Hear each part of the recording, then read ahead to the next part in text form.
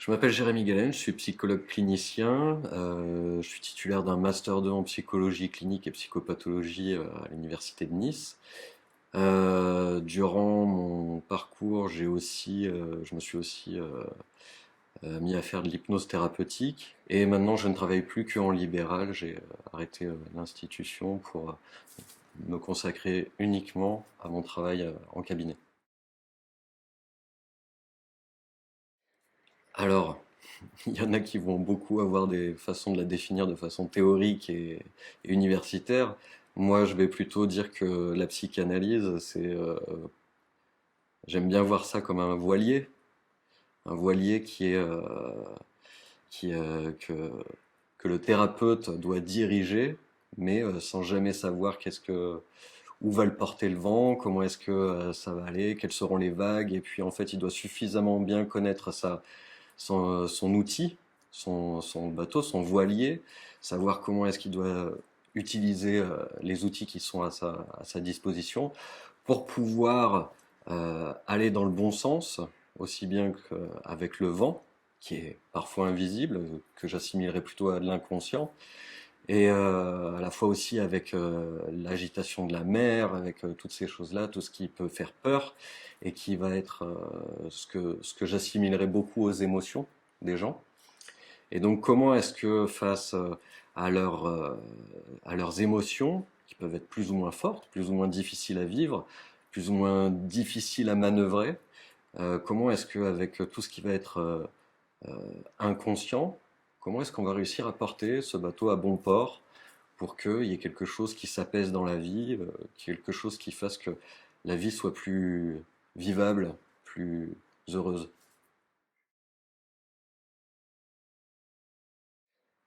Moi, je trouve qu'il y a un rôle très intéressant et pertinent de la psychanalyse aujourd'hui au XXIe siècle, et c'est en fait le rôle qu'elle a déjà toujours eu depuis 1900, depuis Freud. C'est c'est son aspect à bousculer les idées reçues, à ne surtout pas accepter quelque chose euh, de prêt-à-penser, d'une pensée sociétale ou culturelle qui serait à ne jamais remettre en question.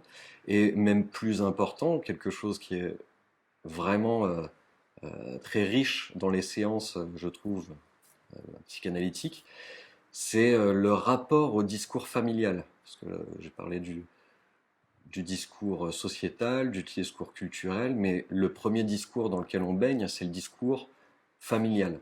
Et le discours familial, il va nous transmettre des rêves, des possibles, mais aussi des impossibles. Le discours familial va nous dire un petit peu, nous, dans notre famille, on fait ci, on fait ça, on est comme ci, on est comme ça. Donc c'est très bien, ça transmet des valeurs, des choses super importantes, des choses très intéressantes. Mais aussi, on s'en rend pas compte, ça transmet des limites. Ça transmet des limites de pensée, ça transmet des limites de vie, ça transmet des limites de joie, de bonheur, de créativité. Et en ça, je trouve que la pratique psychanalytique, ou en tout cas cette méthode-là, telle que je l'utilise, telle que la plupart des personnes qui se revendiquent de la psychanalyse vont l'utiliser, c'est comment est-ce qu'on va repousser des discours qui viennent enfermer la personne, soit dans une identité, soit dans un comportement, soit dans quelque chose, c'est comment est-ce que, grâce à la thérapie, grâce au fait de pouvoir se parler à soi, remettre en question tout ce qu'on a entendu durant notre enfance, remettre en question tous les dogmes, toutes les pensées qui nous coupent, et du coup, pousser davantage, ouvrir le champ des possibles, ouvrir le champ de la pensée, et au final être plus libre et heureux. Il y a un autre aspect dans la psychanalyse, moi, qui me plaît beaucoup, c'est sa subversion, et ça aussi, c'est quelque chose qui était là dès le début, dès le temps de Freud, parce que c'est quelque chose qui est beaucoup critiqué. On critique beaucoup le fait que euh, les psychanalystes vont dire que les enfants ont une vie sexuelle, que le petit enfant est un pervers polymorphe, voilà, des gros mots qui tout de suite vont faire peur ou quoi que ce soit, que tout serait lié à la sexualité, à ci, à ça. Et cette espèce de subversion, c'est-à-dire qu'il il faut pas dire des choses qui ne se disent pas ou quoi. Moi, je trouve que c'est très libertaire et j'aime beaucoup ça. En fait, ce côté de euh, on n'invente pas des théories, contrairement à ce que beaucoup de personnes peuvent parfois dire. Freud, il n'a pas inventé des théories en les sortant de son chapeau ou quoi que ce soit. C'est à force d'écouter les personnes que, on le veuille ou non, ce qu'ils disent, ça nous indique des choses sur la vie psychique des gens, sur le présent. Donc, ce que Freud disait, lui, ça disait des choses sur son présent à lui, ce qui se passait dans la tête de certaines personnes en 1900. Aujourd'hui, nous, bah, si on a certains patients, certains hommes, par exemple, qui aujourd'hui en séance me disent de plus en plus qu'ils ont peur de parler à des femmes, qu'ils ont peur d'être assimilés à des pervers ou à des choses comme ça, ou à ne pas respecter les femmes. Ça, c'est un discours que certaines femmes ne peuvent pas entendre si elles ont elles-mêmes subi des violences de la part d'hommes. Ça leur est très difficile d'entendre ça. Mais en même temps, nous, on ne va pas ne pas le dire, alors que c'est un constat.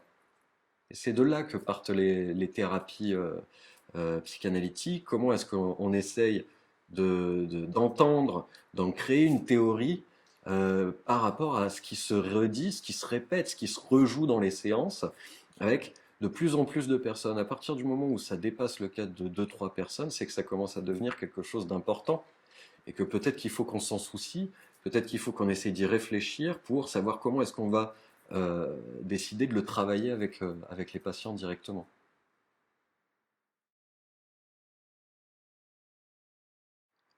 Le manque de différence qu'il peut y avoir dans le discours populaire ou pour les personnes qui ne sont pas habituées entre psychothérapie et psychanalyse, c'est dû au fait que d'instinct, d'emblée, pour les gens, la psychanalyse serait thérapeutique, c'est-à-dire qu'elle soignerait. Alors que c'est à la fois quelque chose qu'elle doit obtenir, mais pas le chercher. Le thérapeute va chercher la guérison, va chercher à traiter une problématique donnée. J'ai envie de dire que le psychanalyste ne va pas le chercher, mais il va trouver la guérison. Et ça se déplie dans le dispositif psychanalytique. La guérison s'invite, on va dire, parce qu'elle a plus lieu d'être, le symptôme n'a plus lieu d'être, on va dire.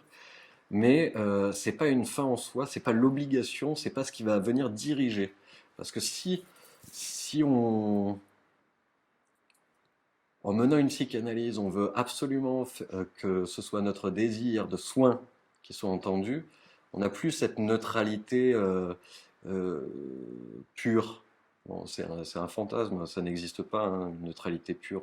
On attend toujours quelque chose de l'autre, mais ce qu'on attend de lui, c'est pas obligatoirement qu'il aille mieux tout de suite, tout de suite. On va le laisser, on va peut-être mettre au premier plan le fait qu'on veut qu'il nous parle en tant que sujet, qu'il advienne en tant que sujet, qu'il puisse, pour la première fois, parler de lui comme il n'en a jamais parlé. Et ça, ben oui, souvent ça a des effets curatifs, thérapeutiques et bienfaisants, quoi. Dans la thérapie, il y a quelque chose de très euh, un objectif, un objectif. S'il doit y avoir thérapie, il doit y avoir vraiment un soin, quelque chose qui doit cesser. Le psychothérapeute va donc chercher à obtenir ce, soit ce symptôme en moins, soit ce comportement en plus, ou voilà. Il cherche à obtenir quelque chose d'assez précis. Euh, c'est comme quand on amène sa voiture parce qu'il faut qu'on refasse le joint de culasse, admettons. On sait pourquoi on y va et on sait pourquoi on va ressortir. Euh, il y a quelque chose de différent dans la psychanalyse, c'est que c'est pas obligatoirement du côté du soin, ça peut l'être. C'est-à-dire que si on ouvre le capot, qu'on vérifie que tout aille bien, qu'on veut comprendre comment ça fonctionne ou quoi, on peut trouver qu'il y a quelque chose qui soit défectueux et décider de le remplacer, décider de le changer, décider de faire en sorte que ça tourne mieux. Mais disons que au départ, on n'était pas parti obligatoirement pour ça. Au départ, on était parti pour prendre soin de son véhicule.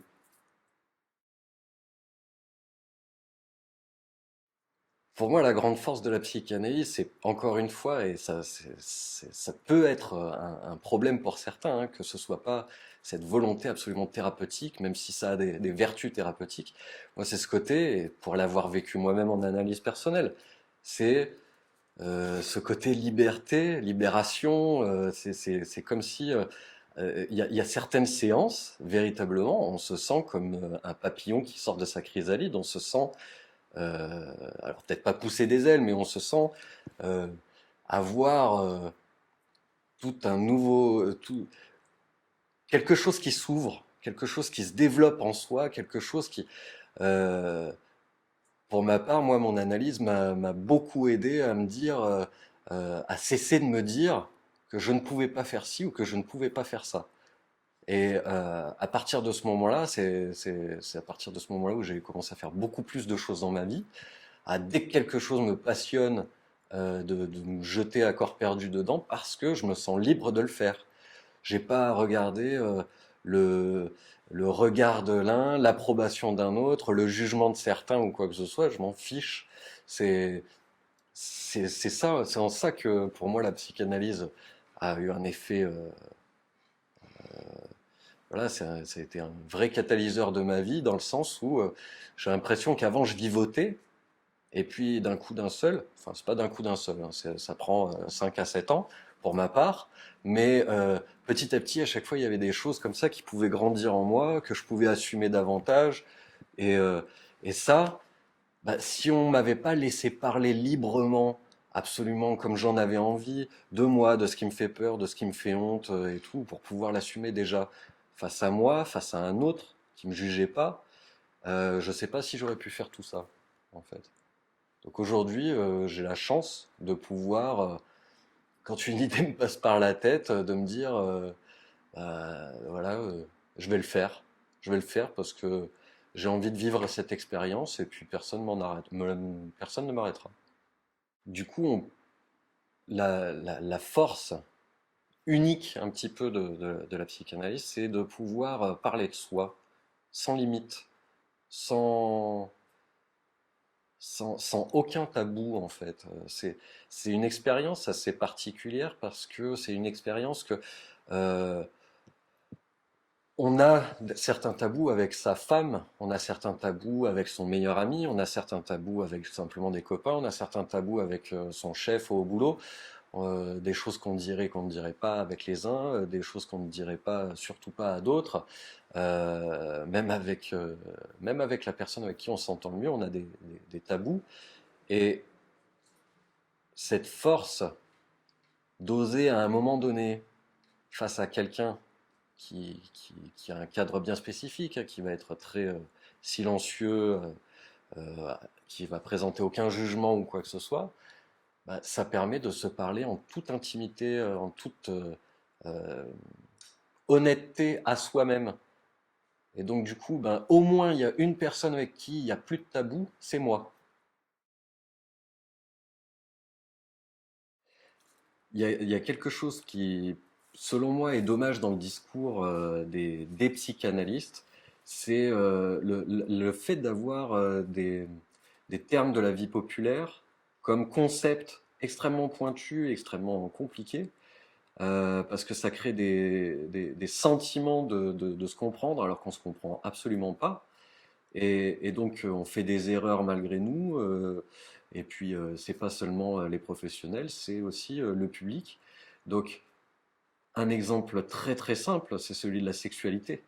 Quand on parle de sexualité avec un psychanalyste, mais c'est à des lieux et des lieux de la sexualité,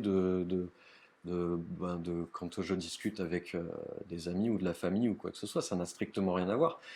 Et c'est dommage parce que quand on parle de sexualité en psychanalyse, c'est pas le rapport sexuel ou le coït de reproduction qu'ont les adultes.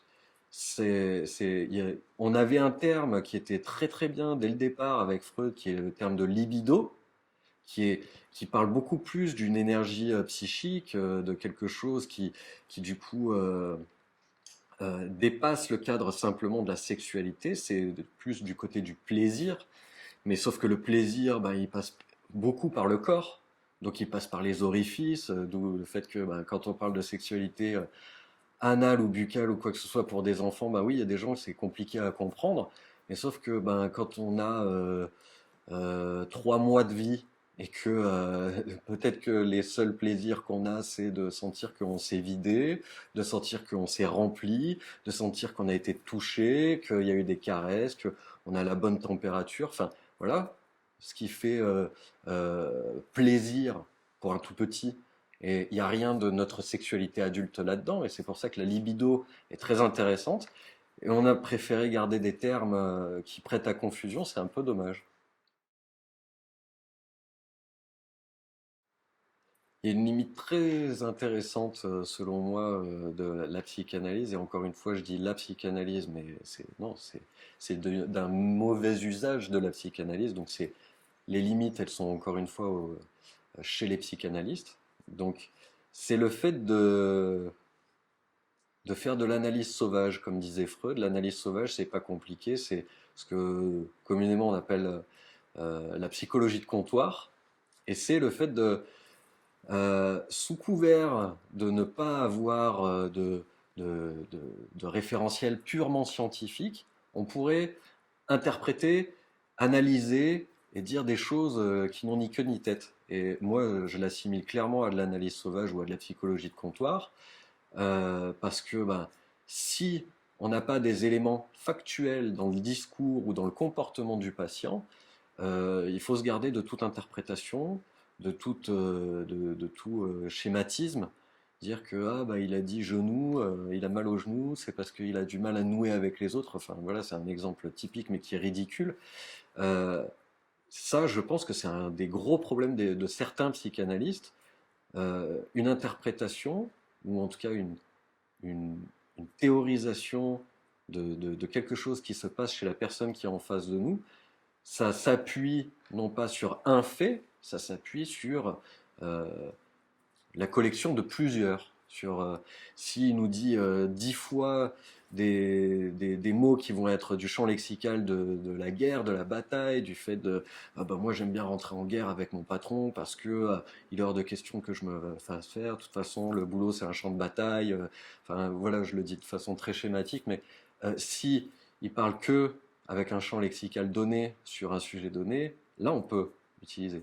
C'est-à-dire que comme un policier, on traque dans le langage des, des, des preuves, des indices. Et c'est à force de récupérer tous ces indices qu'on va pouvoir se dire, bon, voilà, voilà mon interprétation. Mais sur un indice, dire c'est lui le tueur, c'est pas possible. Sur un indice de dire ben, c'est lui qui a volé, non, c'est pas possible. C'est un florilège d'indices dans le discours qu'il a font qu'on peut poser une interprétation, elle n'est pas loufoque, elle n'est pas inutile, elle est posée sur des faits, et ça, c'est une méthode plus rigoureuse. Aujourd'hui, un enjeu majeur pour les plus jeunes, dont je commence à quitter les rangs, c'est que il faut qu'on arrive à se démarquer, à ne pas continuer comme certains l'ont fait avant nous, d'utiliser les enseignements d'avant comme comme des textes sacrés. Euh, on a toujours besoin des premières marches pour gravir une pyramide, pour aller plus loin, plus haut ou quoi que ce soit. Donc on aura toujours besoin des enseignements de Freud, même de Lacan, de Dolto, de qui on veut ou quoi. Mais faut pas que ça nous empêche d'aller piocher dans ceux d'aujourd'hui, d'aller piocher dans quelque chose de plus contemporain, de respecter l'héritage, mais d'être capable d'aller plus loin, de rénover, de créer. Je pense que quelque chose de très important pour moi, c'est l'aspect créatif dans une analyse, créer des nouvelles solutions à des problèmes qu'on a déjà essayé de régler auparavant, mais que ça n'a pas fonctionné. Donc on crée. C'est pareil dans la thérapie psychanalytique. Aujourd'hui les jeunes doivent créer du nouveau, s'adapter constamment. C'est jamais dans la rigidité, mais c'est tout le temps dans la capacité à être flexible et à s'adapter à, à son temps qu'on peut faire quelque chose d'intéressant. Comme enjeu fondamental qu'il va y avoir aujourd'hui pour les psychanalystes du 21e siècle, qu'ils soient jeunes ou moins jeunes, à partir du moment où ils veulent faire de la clinique contemporaine, il faut qu'ils soient capables d'accompagner ce qui se fait aujourd'hui, d'accompagner ce qui se dit aujourd'hui, d'accompagner ce qui se pratique aussi, le fait de devoir rendre des comptes sur sa pratique, de devoir rendre des comptes sur les aspects thérapeutiques clairs ou quoi.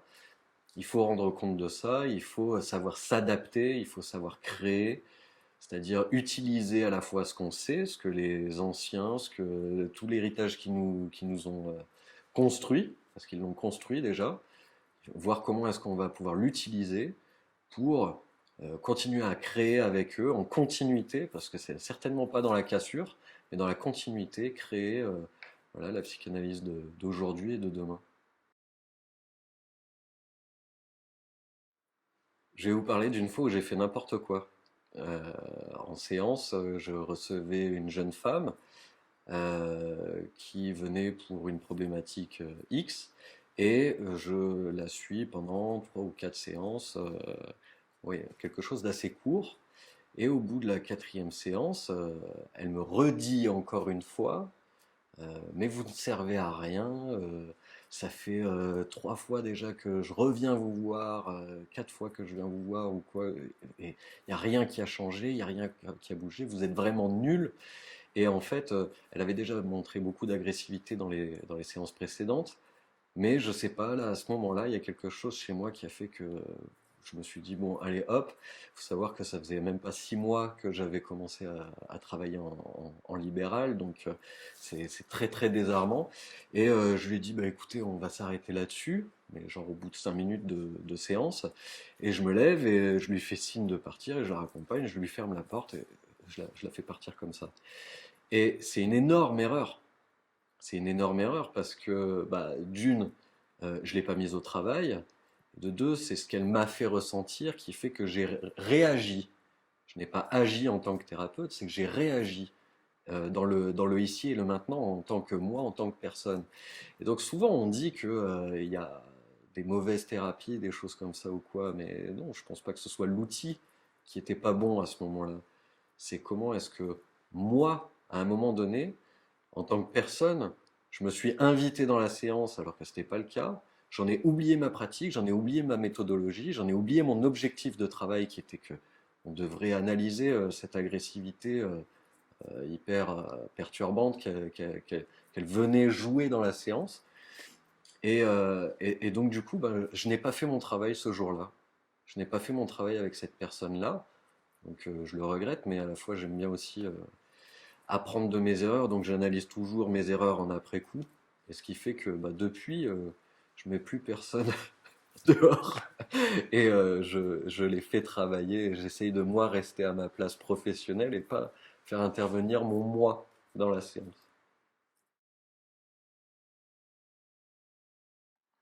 Il y a un truc qui m'énerve particulièrement dans les critiques qui sont faites à la psychanalyse, mais vraiment, je pense qu'on peut critiquer la psychanalyse, on doit critiquer la psychanalyse, ses théories, ses méthodes, les psychanalystes en eux-mêmes. Oui, c'est ouais. Enfin, on peut critiquer tout le monde et surtout quand il s'agit de quelque chose de professionnel et d'aussi important que la santé psychique. Donc c'est tout à fait normal. Ce qui, par contre, je supporte absolument pas, c'est quand ce sont des personnes qui, euh, qui font preuve de mauvaise foi.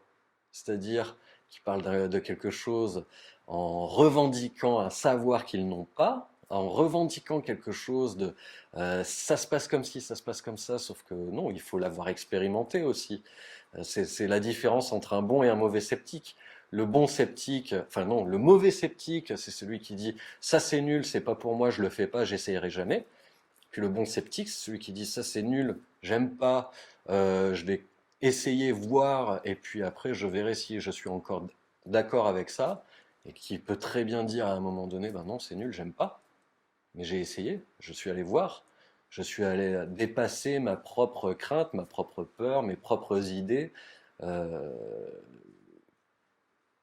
Voilà, ça c'est quelqu'un de bien qui va être capable de dire à un moment donné, je me suis trompé. Je suis allé voir de l'intérieur, c'est pas du tout ce que je croyais. Mais critiquer quelque chose quand on n'a pas un minimum de base euh, avec une- vraiment une valeur éthique et une capacité à se remettre aussi soi en question, je trouve que c'est vraiment ce qui m'énerve le plus.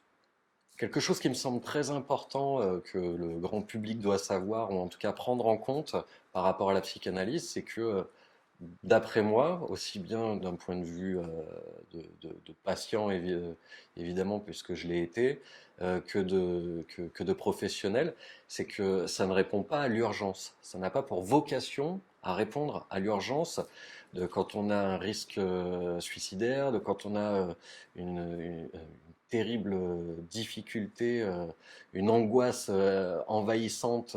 Voilà, pour moi, ça répond pas à ça dans l'immédiat. Ça va le faire et ça aura cette vertu dans un second temps, mais c'est pas du côté de l'urgence. Donc il faut prendre en compte, encore une fois, je parle en mon nom, il faut prendre en compte le fait que la psychanalyse répond à une autre demande, à une demande plus personnelle, plus au long cours, plus sur le fait de vouloir se faire surprendre, comme le dit Théodore Reik dans son livre Le psychologue surpris. Ça l'aide dans son écoute, le psychologue, à être surpris par ce que dit son patient, mais le patient doit aussi être surpris de ah, je ne savais pas que j'avais ça en moi. Ah, je ne savais pas que j'avais cette ressource. Je ne savais pas que j'avais ci, que j'avais ça ou quoi. Et ça, c'est quelque chose qui prend enfin, qui a une temporalité beaucoup plus longue. Donc, euh, se diriger vers une psychanalyse et vers un psychanalyste quand on est soi-même dans une grande difficulté et qu'il y a un vrai besoin de mieux-être, d'urgence, non. Et puis si on veut se connaître en profondeur, si on veut faire un beau voyage avec soi-même, oui, la psychanalyse c'est parfait.